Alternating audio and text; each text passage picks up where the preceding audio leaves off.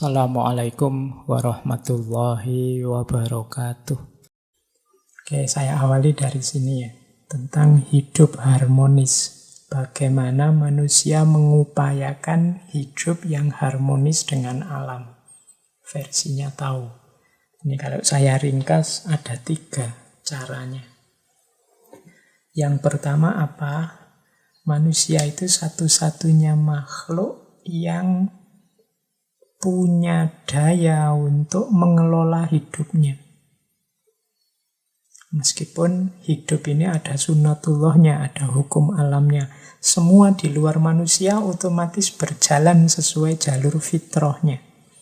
Nah, manusia ini yang punya daya untuk nyeleweng, untuk taat, patuh dengan hukum alam atau untuk sebaliknya. Oleh karena itu, manusia yang sadar akan hakikat hidupnya harusnya banyak mengambil waktu untuk kontemplasi. Jadi kontemplasi ini dalam rangka menyadari bahwa hidup ini sebenarnya sudah ada mekanismenya sendiri. Termasuk hidupnya manusia. Kalau bahasa kita kemarin, kita ini ada fitrah-fitrahnya. Kadang-kadang kita keluar jalur. Karena terlalu banyak mikir, terlalu banyak ngomong, terlalu banyak menganalisis macam-macam, kita merancang sendiri hidup di luar rancangan yang alami. Maka katanya Lao Tzu, ayo sekali-sekali kontemplasi. Bahkan lebih banyak kontemplasi lebih baik. Ketika pikiran kita menjadi diam, seluruh alam semesta akan menyerah menjadi diam itu. Jangan terlalu banyak merekayasa. Jadi hidup secara alami. Segala sesuatu ada waktunya, ada prosesnya.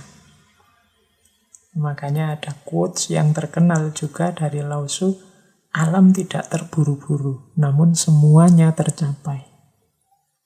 Jadi apa-apa ada prosesnya. Kita kadang senang, kadang susah, kemudian kita jadi lebih bijaksana, kemudian tumbuh hubungan yang baru dengan orang lain, macam-macam peristiwa dalam hidup, yaitu semuanya ada jadwalnya sendiri.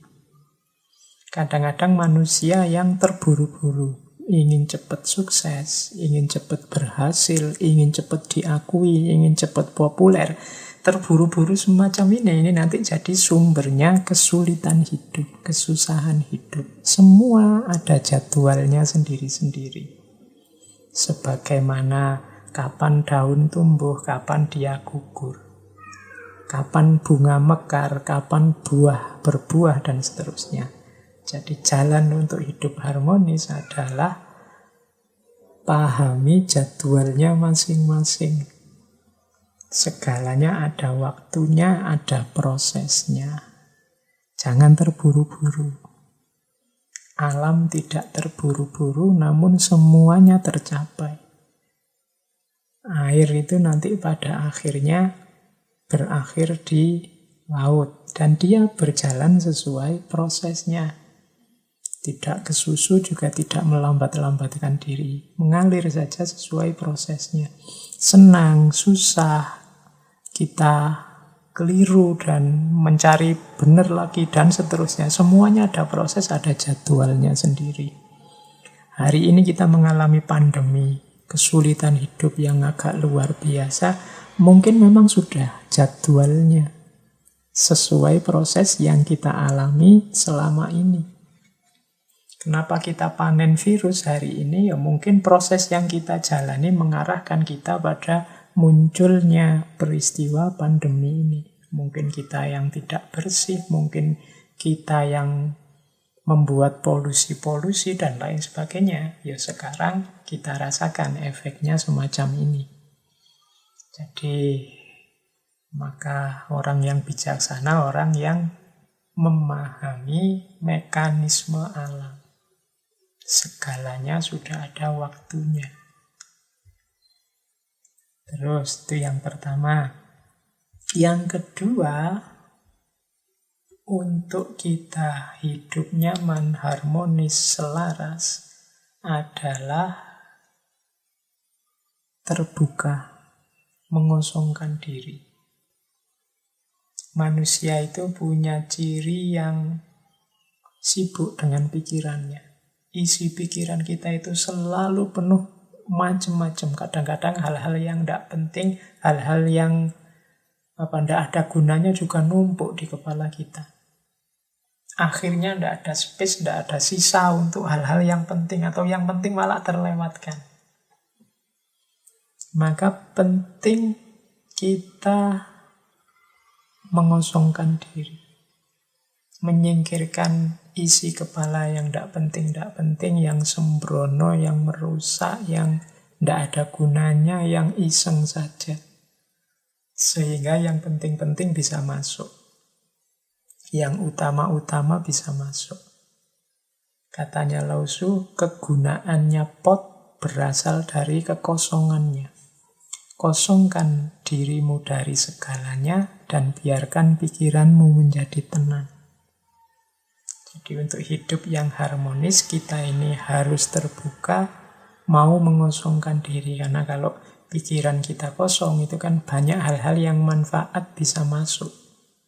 Sementara hari ini kita terlalu sibuk dengan ambisi kita, dengan kecemasan kita, dengan macam-macam hal dalam hidup kita yang menyusahkan kita sendiri.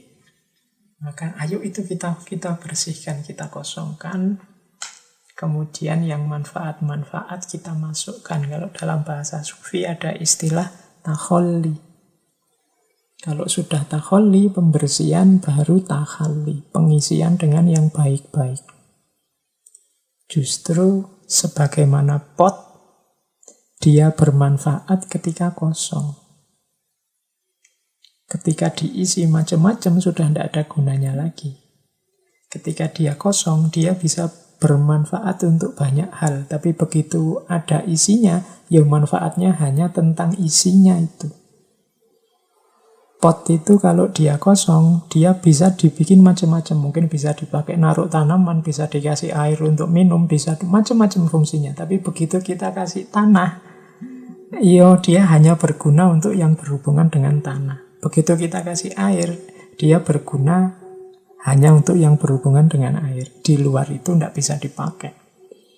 Maka sebagaimana pot, pikiran kita juga begitu. Begitu kita isi A, padahal dia punya potensi A, B, C, D, E, begitu isinya A, ya sudah, A itu selesai mengisi diri kita. Kemanfaatan hidupnya hanya seputar A saja. Maka Lao Tzu menasehatkan ya sering-sering bersih-bersih. Dipilihi mana yang tidak penting yang ada di kepala kita. Hari ini kan kita sibuknya menghadapi gempuran yang menyerbu kepala kita lewat medsos, lewat internet, lewat macam-macam.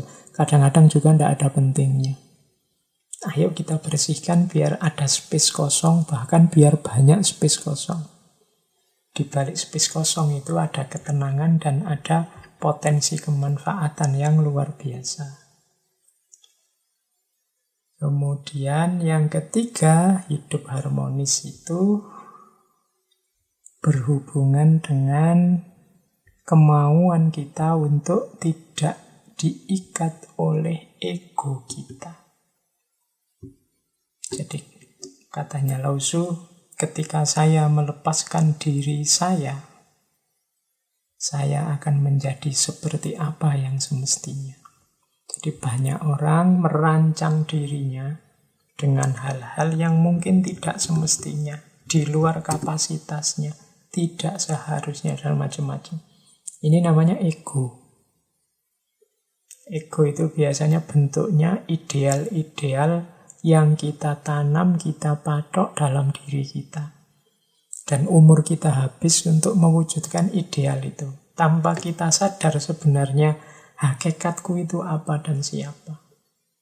Kita menghabiskan waktu mengkhawatirkan siapa kita seharusnya, sementara kita tidak banyak memahami diri kita atau siapa kita yang sebenarnya. Ideal-ideal itu kan siapa kita yang seharusnya tadi. Kita itu selalu memarahi diri kita karena tidak seperti siapa kita yang seharusnya. Saya itu kan harusnya ini sudah lulus ini. Dari kuliah kok enggak lulus-lulus. Aku itu harusnya sudah punya gandengan ini. Wong umurku sudah sekian kok ya masih jomblo saja. Aku ini harusnya sudah punya pekerjaan, usiaku sudah sekian. Aku ini harusnya sudah. Hidup kita isinya yang harusnya. Akhirnya kita jadi susah dan gelisah sendiri. Kita tidak menerima kenyataan diri kita yang sebenarnya. Karena kita terpaku pada ego kita yang menuntut diri kita yang seharusnya.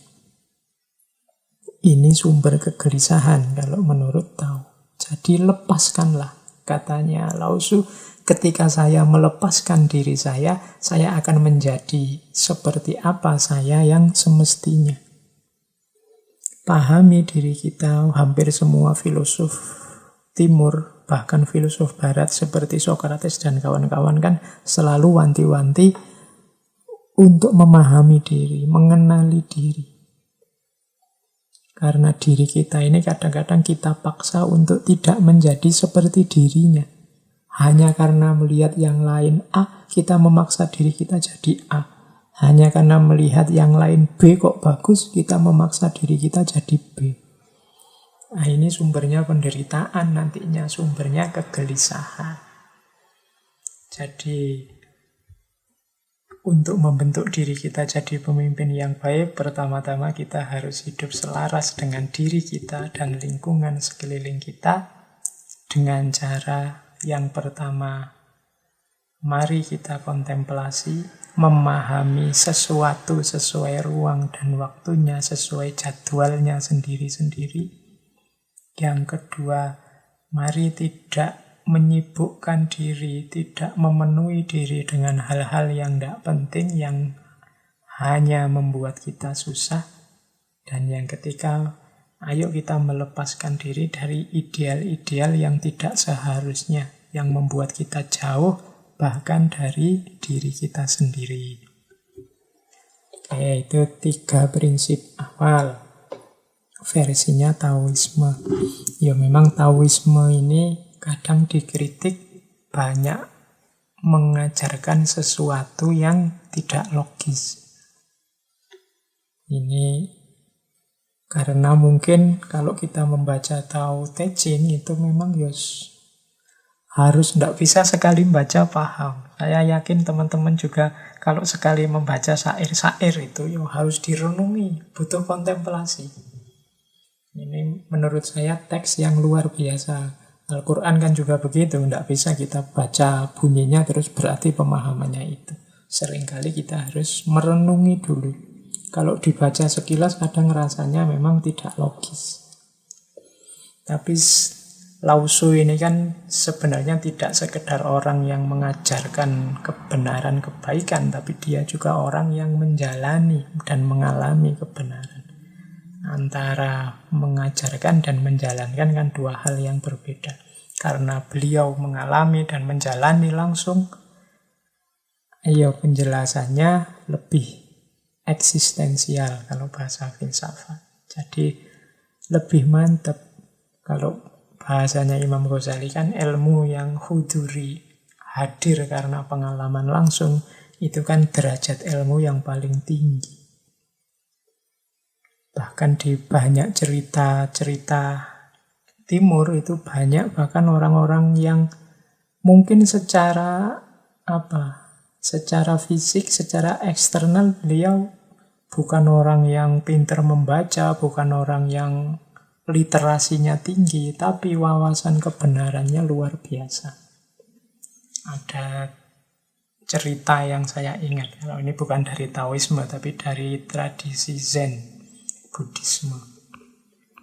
Jadi itu cerita ada seorang bikuni menemui Master Zen di Cina, namanya Master Huineng.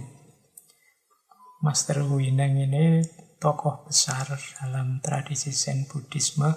Nah, bikuni ini karena ketemu guru besar, terus beliau menanyakan salah satu ajaran Buddha dari sebuah kitab. Guru, katanya, bhikkhuni ini, saya tidak ngerti dengan sutra ini di halaman sekian, mungkin seperti itu. Terus Master Huineng bilang, oh kalau gitu coba kamu bacakan apa bunyinya buku itu. Nah, bhikkhuni ini heran loh, guru kok malah nyuruh saya baca. Kalau sudah guru kan harusnya hafal. Kalau sudah guru kan harusnya sudah pernah membaca sendiri, atau jangan-jangan guru ini tidak pernah baca. Terus Huineng tanya ke gurunya, guru, apakah guru ini tidak hafal atau jangan-jangan guru tidak bisa membaca? Master Huineng menjawab jujur, iya. Jadi saya ini buta huruf sejak kecil. Jadi jangankan menghafal, membaca saja saya tidak bisa. Wah, bhikkhuni ini terus kaget. Ini guru besar ya, baca saja tidak bisa. Terus dia merasa, berarti selama ini aku diajar orang yang tidak bisa membaca, tidak bisa nulis. Lah terus gunanya apa? Master Huineng ngerti kegelisahan bhikkhuni ini, terus berkata begini, oke, muridku, kamu tenang dulu ya, coba. Ini apa? Jadi beliau ini mengangkat telunjuknya, kemudian telunjuknya ditunjukkan di depan Huineng. Ini apa, katanya si Master Huineng kepada muridnya. Kata bhikkhuni murid tadi, oh itu adalah jari telunjuk guru. Kemudian Master Huineng menunjuk ke bulan. Nah kalau itu apa? Oh itu adalah bulan. Jadi jari telunjuk menunjuk ke bulan, kemudian bhikkhuni tadi noleh ke bulan, kemudian oh iya itu bulan. Terus Master Huineng berkata, kalau aku tidak menunjuk dengan telunjukku ini, apakah engkau bisa melihat bulan? Telunjuk adalah kitab dan semua ajaran yang ada di dunia. Sementara rembulan adalah kebenaran. Muridku, aku sudah bisa melihat rembulan tanpa bantuan telunjuk. Kalau engkau bagaimana? Dari sini terus bhikkhuni ini sadar bahwa ya telunjuk itu ibaratnya buku, kitab suci atau apapun tulisan, sementara isinya adalah kebenarannya. Nah, kadang-kadang kita ini terlalu bersandar pada telunjuk sehingga melupakan rembulannya. Orang-orang seperti Lao Tzu ini orang yang bisa melihat langsung rembulan tanpa butuh ada yang menunjukkan, karena mereka mengalami langsung kebenaran. Tidak sekedar ditunjukkan mana itu kebenaran. Ini nanti rahasianya, hubungannya kalau kita belajar ilmu laduni. Dulu kita pernah membahas ini di Imam Ghazali. Jadi betapapun teks, betapapun kitab, buku, naskah itu hanya petunjuk yang mengarahkan pada kebenaran. Jangan hanya berhenti di teks, jangan hanya berhenti di nas, tapi bagaimana kita menghidupkan nas, menghidupkan teks, menghidupkan kebenaran dalam hidup kita.